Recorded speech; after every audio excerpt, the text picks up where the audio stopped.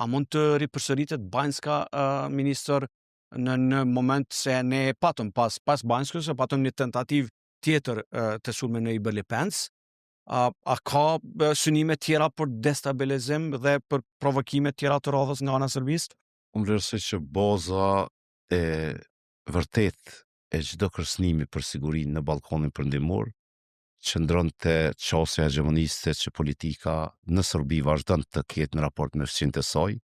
Kjo çështje nuk ka ndryshuar në asnjë kohë pas luftës së fundit dhe vazhdon të jetë e njëjtë. Edhe në kushtetutën e saj, Republika e Serbisë e ka Kosovën si pjesë të saj, pra pretendimet territoriale janë të hapura, dhe normalisht kur kemi një çështje të tillë hegemoniste të politikë bërjes në Serbi, patjetër që ajo pastaj përkthehet me veprime praktike në terren,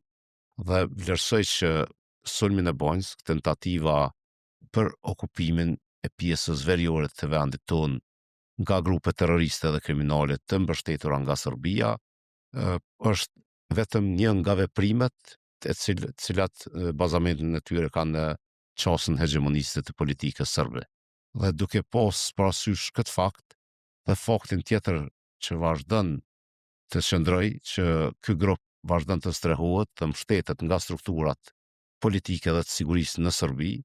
kjo paraqet kërcënim jo vetëm për vendin tonë, po për gjithë ballkonin perëndimor, sepse në ballkonin perëndimor është një shtet, pra fëmijë në Serbia, që promovon politika hegemoniste, që promovon dhe mbështet grupe terroriste, strehon këto grupe